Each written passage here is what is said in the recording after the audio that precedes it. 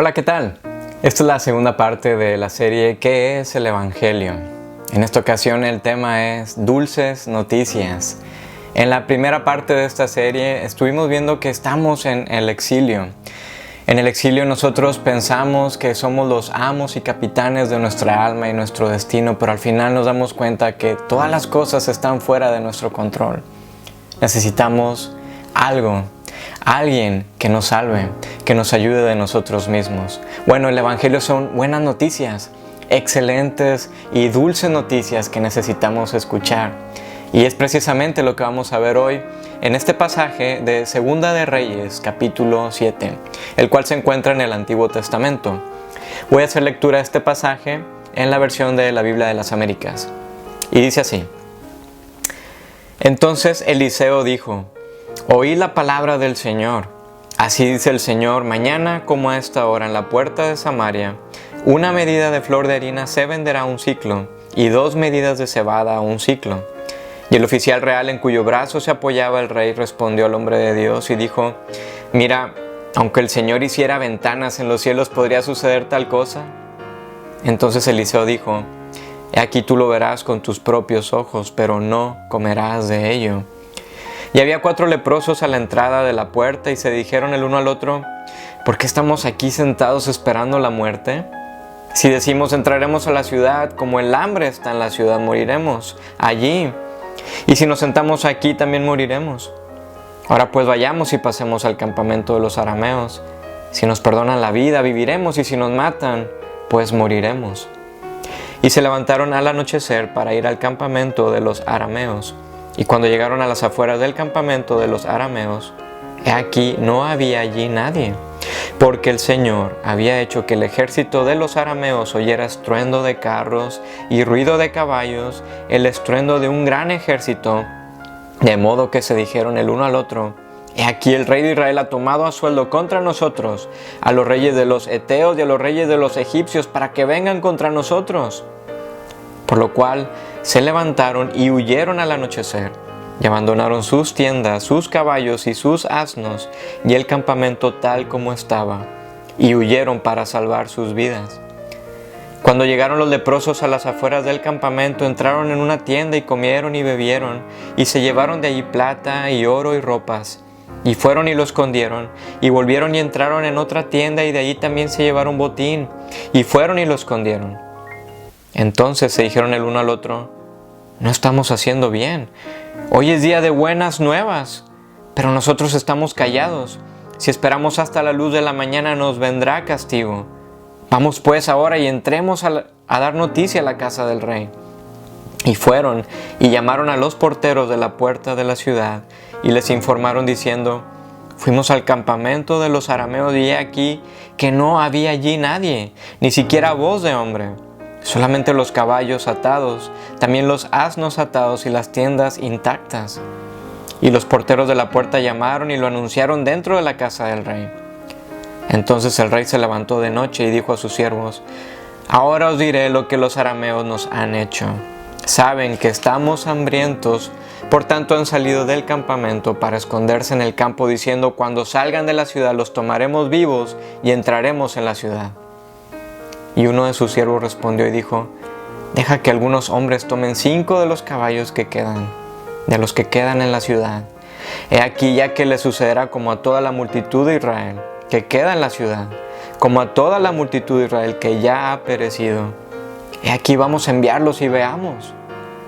Entonces tomaron 2 carros con caballos, y el rey los envió en pos del ejército de los arameos, diciendo: Id y ved. Y lo siguieron hasta el Jordán, y aquí todo el camino estaba lleno de vestidos e impedimenta que los arameos habían arrojado en su prisa. Entonces los mensajeros volvieron e informaron al rey, y el pueblo salió y saqueó el campamento de los arameos. Entonces una medida de flor de harina se vendió a un siclo, y 2 medidas de cebada a un siclo, conforme a la palabra del Señor. Y el rey puso a cargo de la puerta al oficial real en cuyo brazo se apoyaba, pero el pueblo lo atropelló a la puerta y murió, tal como había dicho el hombre de Dios, el cual habló cuando el rey descendió a él. Aconteció tal como el hombre de Dios había hablado al rey cuando dijo: mañana a estas horas a la puerta de Samaria serán vendidas 2 medidas de cebada a un siclo y 1 medida de flor de harina a un siclo. Y el oficial real había respondido al hombre de Dios diciendo: mira, aunque el Señor hiciera ventanas en los cielos, ¿podría suceder tal cosa? Y Eliseo dijo: he aquí tú lo verás con tus propios ojos, pero no comerás de ello. Y así sucedió, porque el pueblo lo atropelló a la puerta y murió. Esta es la palabra de Dios. Oremos. Muchas gracias, Padre, por tu palabra, que es viva y es eficaz. Te pedimos que nos abra nuestros ojos y nuestro entendimiento para entender este pasaje de Segunda de Reyes que acabamos de leer, y cómo podemos encontrar estas dulces noticias que es el Evangelio para nosotros, el cual nos transforma y cambia totalmente todas las cosas, individuos, naciones, sociedades, cultura, todo. Ayúdanos, Dios, te lo pedimos en tu nombre. Amén. Bueno, estábamos leyendo este pasaje muy interesante de Segunda de Reyes y nos hace recordar y ver nuestro propio mundo, el cual es un mundo escéptico en el cual nos encontramos. Es un mundo que está totalmente temeroso y lleno de sufrimiento y de dolor. Y en medio de este mundo, en estas condiciones, estamos siempre a la búsqueda de alguien, de algo que nos cambie nuestras condiciones en las que estamos, alguien que nos dé una salvación y una esperanza. Por ejemplo, buscamos un sistema que nos ayude a mejorar. Y si abrazamos el humanismo, nos damos cuenta de que nos saboteamos a nosotros mismos. Clamamos por justicia, pero no nos damos cuenta de que nosotros mismos somos los injustos. Si abrazamos el ateísmo, nos damos cuenta que requiere mucho valor y coraje para vivir realmente bajo esa filosofía. Si el ateísmo es verdad, ni siquiera nos podemos atrever a llamar injusticia a lo que consideramos injusto. Si abrazamos el agnosticismo, por ejemplo, otro sistema, nos damos cuenta de que todo es relativo al final. No hay manera de tener una verdad absoluta. No podemos distinguir entonces lo que es bueno y lo que es malo. Así que al final del día nos quedamos desencantados con la vida. Nos encontramos en una encrucijada donde todo parece ser un absurdo. En medio de ese absurdo que parece ser la vida, ni el humanismo, ni el ateísmo, ni el agnosticismo traen consuelo a nuestros corazones que están rotos y deshechos. Buscamos algo que nos satisfaga, que nos llene totalmente. Sin embargo, hay buenas noticias, excelentes noticias. De hecho, son dulces en medio del caos que es la vida. Pero para entender estas buenas noticias tenemos que ver y profundizar lo que es la contraparte. Las malas noticias, lo que es nuestro mundo. ¿Qué es el Evangelio? Bueno, el Evangelio significa precisamente buenas noticias, buenas nuevas. Por ejemplo, cuando se ganaba una batalla entre dos diferentes reinos, cuando un reino era victorioso, los heraldos iban corriendo a toda prisa para decir el Evangelio, para contar las noticias de la gran victoria, que iban a traer una gran transformación, esperanza y vida al pueblo. No era simplemente una noticia de una victoria, era la gran victoria que traía toda una revolución en todos los aspectos. Esas noticias entonces eran consecuencia de vida, traían vida. En este pasaje de Segunda de Reyes nos encontramos con un dulce mensaje que es transformador, donde hay una esperanza viva, y en el cual vamos a reflexionar en 3 puntos muy interesantes. Número 1, ¿cómo es nuestro mundo? Número 2, ¿quiénes somos? Y número 3, ¿cuáles son las dulces noticias? Entonces, ¿cómo es nuestro mundo? Y vemos cómo comienza este pasaje de Segunda de Reyes, donde está el profeta Eliseo diciéndole a un mensajero del rey, le dice: mañana como a esta hora en la puerta de Samaria las condiciones van a ser totalmente diferentes. Los precios de los alimentos van a bajar demasiado. Y nos dice el versículo 2 que el oficial del rey, el cual el rey se apoyaba en él, era su mano derecha, le dijo: mira, aunque el Señor hiciera ventanas en los cielos, puede suceder tal cosa, Eliseo. Y Eliseo le dijo: aquí tú lo vas a ver con tus propios ojos, pero no vas a participar de ello. Para dar un poco de contexto a lo que está ocurriendo en este pasaje, Bueno, Israel se encontraba bajo circunstancias muy difíciles. Ya en ese entonces el reino de Israel antes había consolidado bajo el reinado del rey David y después su hijo Salomón, pero después se divide el reino en dos. Y en la parte norte era Israel y en la parte sur Judá. Y Eliseo era el sucesor del gran profeta Elías. Eliseo ahora era el profeta de la nación de Israel, cuyo rey era el rey Joram, hijo de Acab, quienes eran reyes tan despreciables, tan malvados, que hicieron lo malo ante los ojos del Señor. Y Dios, a través de los profetas, hablaba constantemente al pueblo para que se vuelvan a sus caminos y que puedan encontrar paz. Sin embargo, el pueblo seguía cada vez más empeñado en sus pecados e idolatrías. Y Dios constantemente enviaba profetas y el pueblo no escuchaba, definitivamente no querían entender. Y debido al pecado de la nación, Israel estaba pasando momentos muy intensos de crisis económica y social. Era tan fuerte la crisis que había actos de canibalismo entre los israelitas. Así que todos los eventos eran totalmente horrorosos. En el capítulo 6, anterior a este que leímos, encontramos, por ejemplo, cómo el pueblo de Israel estaba sitiado bajo el reino de los arameos. Y el hambre era tal que nos dice este pasaje que 2 mujeres decidieron comerse a sus hijos. Y cuando el rey Joram escuchó esta noticia de parte de una de las mujeres, nos dice el capítulo 6 que él se rasga sus vestidos, pero se puso a culpar a Dios de la situación. ¿Encontramos algún parecido con nuestra realidad? ¿Cómo es nuestro mundo actual? Muchas veces culpamos otras cosas y personas y circunstancias, pero nunca vemos la participación nuestra en ellas. La reacción de Joram ante la noticia de estas mujeres le trajo una rabia tan grande ante la injusticia de las circunstancias. Nuestro mundo está lleno de injusticias que sí traen una pena y un dolor muy intensos. Tal vez no encontremos casos extremos de canibalismo, pero ¿cuál sería el canibalismo actual? Tomemos por ejemplo el aborto. Las cifras actuales del aborto son totalmente horrendos.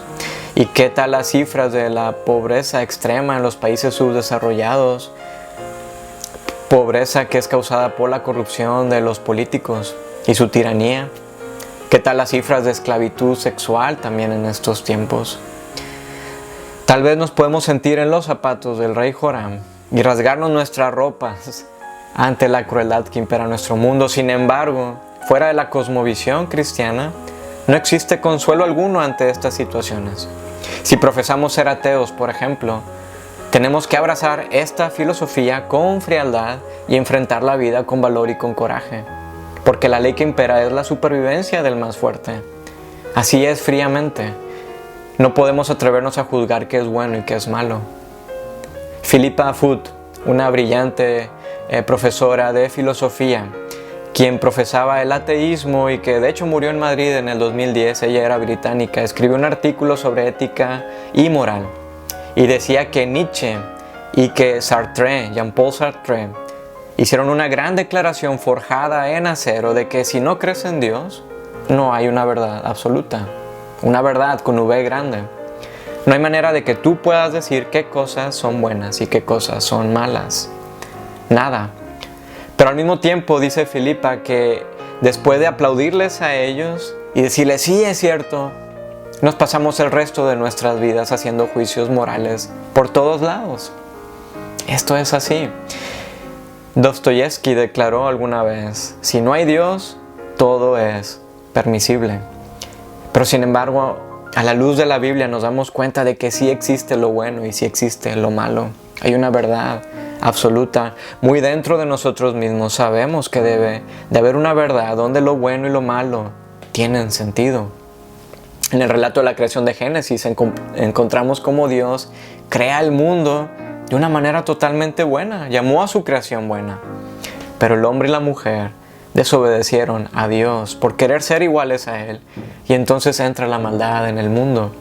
Así que estamos viviendo las consecuencias de nuestras decisiones de querer controlar nuestro propio destino, de querer ser los amos y capitanes de nuestra alma. Estamos sufriendo las consecuencias de levantar nuestro puño a los cielos y declarar que no existe Dios. En Deuteronomio, capítulo 28, también en el Antiguo Testamento, encontramos un discurso muy interesante de Dios hacia su pueblo Israel, después de que ellos salieron de su esclavitud de Egipto, donde estuvieron por más de 400 años. Y Dios estaba llevando a su pueblo por el desierto hacia la tierra prometida, hacia casa, hacia el jardín recobrado. Y antes de que el pueblo entrara en esta tierra, Dios les dijo de las dulces consecuencias que tendrían si obedecen sus mandamientos. Las consecuencias serían de una paz total. Es el shalom del cual hemos hablado anteriormente, esa gran satisfacción que todos anhelamos. Pero ¿sabéis cuántos versículos están dedicados a la desobediencia en este capítulo 28 de Deuteronomio? 53 versículos contra 14. 53 a la desobediencia y 14 a la obediencia. Bueno, ¿por qué es interesante esta cifra? Bueno, porque vemos cómo Dios amaba tanto a su pueblo, así como vosotros amáis a vuestros hijos, que por su bien, para que sepan tomar buenas decisiones en su vida, vosotros les decís las consecuencias que tendrán si desobedecen. ¿Qué nos dice esto de Dios? De que Dios es preocupado constantemente por sus hijos y que no nos deja nunca a la sorpresa de la vida, a merced de las sorpresas de la vida, sino que Dios nos dice con dolor, como nosotros lo decimos con nuestros hijos. Les decimos lo que nos espera si decidimos estar lejos de Él. De esta manera vemos que lo que Israel estaba enfrentando en este pasaje de Segunda de Reyes eran las consecuencias de su propio pecado. ¿Cómo es nuestro mundo? Es un mundo que está bajo sufrimiento y lo podemos ver y constatar. Estamos en agobio por causa de nuestras decisiones. Es un mundo que necesita escuchar las dulces noticias del Evangelio. Pero ¿dónde encontramos esas dulces noticias? Así que, ¿cómo es nuestro mundo? Necesitamos también ver quiénes somos nosotros. ¿Quiénes somos? En este pasaje vemos que Eliseo está hablando con el mensajero del rey, quien precisamente fue enviado a matar a Eliseo. El rey Joram, debido a una falta de entendimiento total de quién es Dios y una falta de entendimiento de todos los mensajes proféticos que lo llevaran a un arrepentimiento y posteriormente a un florecimiento de la nación, estaba atribuyendo todos sus problemas a Eliseo, pero consecuentemente a Dios, hacia Dios. Así que su problema no era un problema intelectual, era un problema contra Dios. Sin embargo, vemos cómo Eliseo recibe a este mensajero con una gran noticia de parte de Dios y le dice: mañana el panorama económico y social va a cambiar de noche a día, que la compra de alimentos será a precios súper bajos, ya no habrá hambre, ya no habrá terror, ya no habrá frustraciones. Así que, ¿qué haría este mensajero cuando escucha este mensaje de parte de Dios mismo? ¿Qué haríamos nosotros? Ir corriendo hacia el rey, hacia el presidente y comunicar estas grandes noticias. Bueno, vemos cómo el mensajero también muestra una falta de esperanza y conocimiento de Dios. Le dice a Eliseo: mira, aunque Dios hiciera ventanas en los cielos, pudiera suceder tal cosa. La frase de este mensajero era una frase en burla, en tono de burla. Burlarse del mensaje era burlarse de Dios mismo. Lo interesante y al mismo tiempo triste es que esta persona, este mensajero, es un israelita quien creció escuchando toda su vida acerca de Dios. Es una persona que sabía al derecho y al revés toda la historia de Dios y sus promesas hacia el pueblo de Israel. Es alguien que no era ajeno a todas las grandes obras de Dios, a todos sus milagros en el transcurso de la historia de su pueblo. En nuestro contexto, este mensajero, por ejemplo, habría hecho su catecismo a los 8 o 9 años, habría participado como monaguillo en su parroquia, o en Semana Santa habría estado en una cofradía, pero Dios, sin embargo, se había vuelto un ser distante para él. Dios era solamente un concepto que pareciera que fuera un personaje de fantasía. ¿Quiénes somos? ¿Y quién es Dios para nosotros?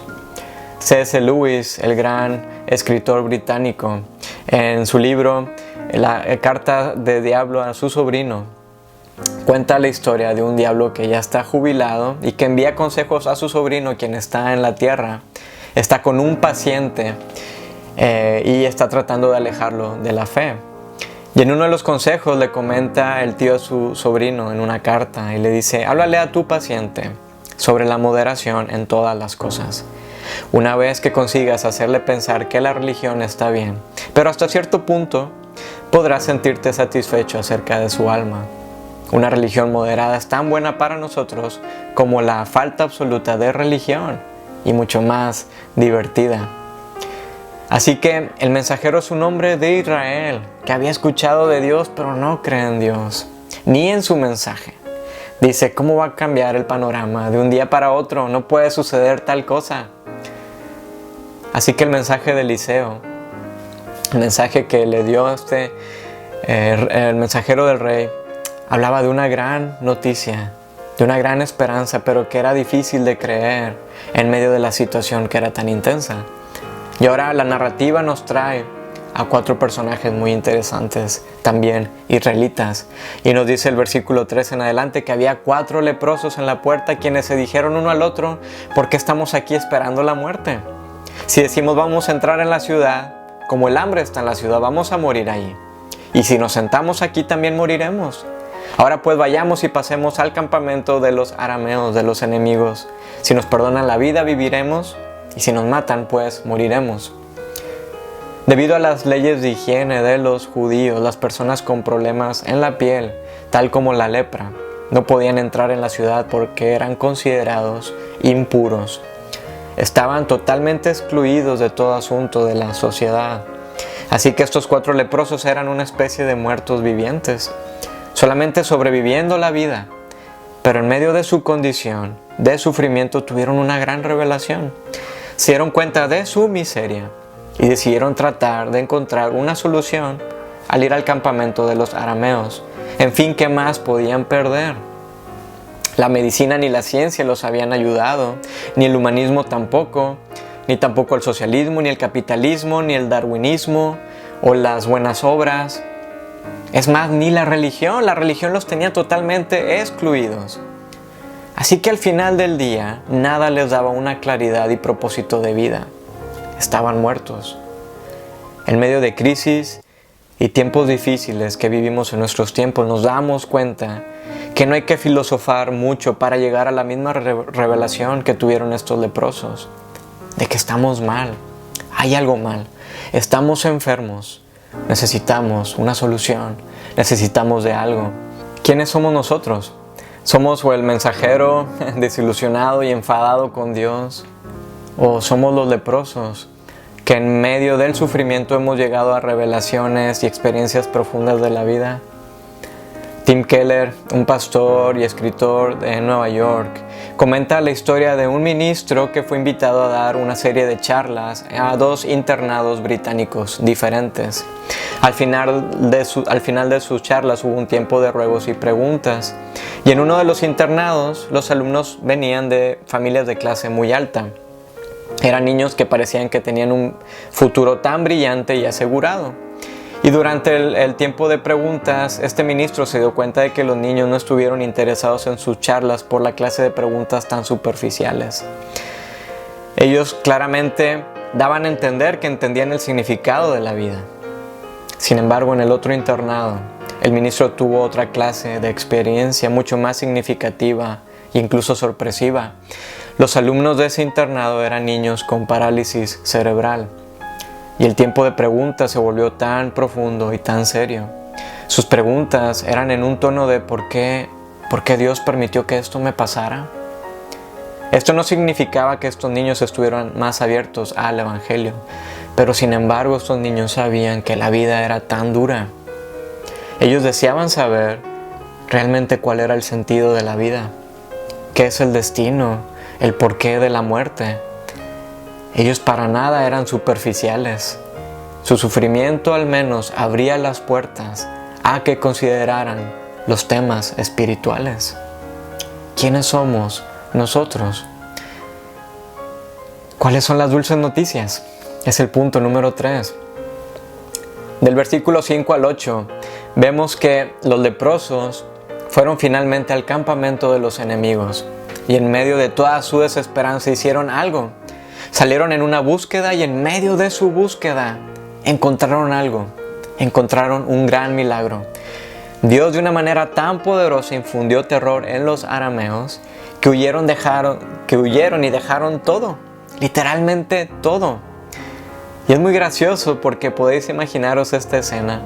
Los arameos, pensando que 2 reinos venían a atacarlos, huyeron por sus vidas. Pero los que llegaron fueron 4 desdichados leprosos.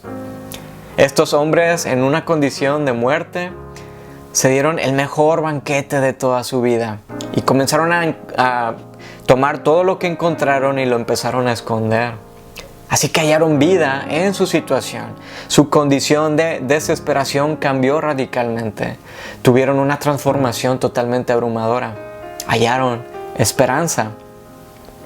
¿Dónde tenéis puesta tu esperanza? En los evangelios encontramos cómo Jesús está sanando leprosos y está sanando paralíticos y ciegos, tocándolos, pasando tiempo con ellos, haciendo una amistad y lazos eternos con ellos. Pero hay un momento en el ministerio de Jesús, un momento muy especial, cuando va a la tumba de su amigo Lázaro. Si recordáis la historia, después de 4 días de haber muerto, las hermanas de Lázaro estaban con muchos sentimientos encontrados hacia Jesús porque él no había ido antes para poder sanar a su hermano, quien estaba enfermo. Sin embargo, murió. Pero Jesús, cuando las escucha, se conmueve tan profundamente que posteriormente Jesús está llorando con ellas. Jesús lloró. El Dios que creó todo, ese Dios tan poderoso, tan grande, Dios hecho hombre, llorando junto con sus criaturas, porque sabía que la muerte y el dolor no deberían de ser. Vemos cómo Jesús clama ante la muerte. Esto no debe de ser así. Ante nuestras propias enfermedades, Jesús clama, esto no debe de ser así. Ante el cáncer terminal del padre de una amiga, Dios y Jesús claman, esto no debe de ser así. Ante esta pandemia y el sufrimiento en el cual estamos, Jesús clama, esto no debe de ser así. Ante el abandono, ante la indiferencia, ante el abuso, la injusticia, esto no debe de ser así. Y aunque Dios no se siente impresionado por la rebelión pecadora, tampoco es indiferente a ella. El pecado le causa dolor. Tiene su corazón tan unido a nosotros que nuestro pecado le causa dolor. Y solamente es que en la cruz podemos saber cuánto. Jesús es el mejor rey Joram. Es el mejor rey Joram. Porque ante el sufrimiento de todas las circunstancias, rasga sus vestidos. Pero no solamente hace eso, sino que llora juntamente con nosotros de una manera tan intensa que dio su vida por nosotros, dándonos entonces una gran esperanza de que Él mismo va a enjuagar nuestras lágrimas y nuestro llanto de dolor se convertirá en un llanto de alegría y un gozo que no podemos ni siquiera imaginar. El Evangelio entonces nos da una perspectiva que nos asombra y que nos lleva entonces de regreso hacia casa, hacia nuestro verdadero hogar. Esas son entonces las dulces noticias que traen una gran esperanza viva a nuestro ser. Y vemos la conclusión a la cual llegan estos leprosos por gracia, que fueron salvados por gracia de Dios, y se dijeron el uno al otro cuando están escondiendo todas las cosas: wow, no estamos haciendo bien. Hoy es día de buenas noticias y nosotros estamos callados. Vayamos al pueblo a contarle al rey lo que hemos encontrado. Así que para ellos era una gran noticia, una gran victoria. Habían sido llenos de un gran gozo que no habían tenido en muchos años. Y en medio de su desesperanza encontraron un gran tesoro. Llegaron a la conclusión de que no podían callar este encuentro. Tenían que compartirlo. Hoy es día de buenas noticias. Hoy es el día del Evangelio. Israel estaba hundido en esta crisis, así que esta gran noticia iba a traer esperanza en todos los sentidos. Estos hombres Estos leprosos, que habían pasado entonces de muerte a vida, decidieron ir a contarle al rey todo lo que encontraron, pero sabían que se iban a jugar la vida al arriesgarse al entrar en la ciudad en su condición inmunda de lepra. Sin embargo, esta noticia era tan grande que valía la pena el riesgo. Y el rey se levanta y escucha todo esto y le dice a sus siervos, sigue totalmente incrédulo y les dice, no, los arameos están preparando una emboscada contra nosotros. Así que este rey, tan malvado, el rey Joram, saca sus propias conclusiones y excusas. Pero pasa algo muy interesante. Dice la narrativa que uno de sus siervos respondió y le dijo al rey, deja que algunos hombres tomen 5 de los caballos que quedan en la ciudad y vayamos y veamos qué pasa. Así que el siervo está tratando de apelar a la razón del rey y le dice, ¿qué más podemos perder? Tomemos estos únicos 5 caballos que nos quedan y vayamos y veamos. Y el rey finalmente razonó y los dejó ir. Dios nos hace esta misma invitación, amigos. Dice en el Salmo 34:8, probad y ved que el Señor es bueno. Dios apelando a nuestra razón y a nuestro corazón para que cambiemos nuestro corazón hacia Él. Necesitamos estas grandes noticias en medio de nuestras situaciones totalmente dolorosas. Y ya para finalizar, como epílogo, vemos del versículo 16 al final, el final de esta historia, de cómo el pueblo fue y vio las grandes cosas que Dios había hecho. Y todo el pueblo salió y encontró. Saquearon el campamento y se cumplió justamente lo que dijo Eliseo, las palabras de Dios cumpliéndose al pie de la letra. Pero nos dice también este final que el pueblo salió en tal euforia que atropellaron al mensajero incrédulo y murió, también como Eliseo había profetizado. Este mensajero no le creyó a Dios, por lo que no pudo gozar de tan grande y maravillosa salvación. Así que, amigos, ¿qué es el Evangelio? Son las dulces noticias de una esperanza que nos transforman de muerte a vida. Nuestra condición es como los leprosos, pero al encontrarnos con tan grande salvación de parte de Dios, hay un cambio y debería haber un cambio radical en nosotros. Hay una esperanza que es de peso, que es gloriosa, gracias a Jesús y a su sacrificio en la cruz. Es Jesús quien finalmente nos lleva y nos va a llevar de regreso a casa en medio de nuestro exilio. Así que hay esperanza en el exilio, hay dulces noticias en nuestro exilio y estamos por ir a casa. Pongamos nuestra fe y nuestra esperanza en Jesús. Oremos. Gracias, Padre, por tu Evangelio que es totalmente dulce para nosotros. Necesitamos escucharlo y compartirlo también a los demás. No podemos callarnos ante el gran mensaje. Ayúdanos, Dios, te lo pedimos en tu nombre. Amén. Amén. Reflexión y aplicación. ¿Por qué los sistemas filosóficos fuera de la cosmovisión cristiana no nos dan una real esperanza? ¿Con qué personaje de la historia te identificas?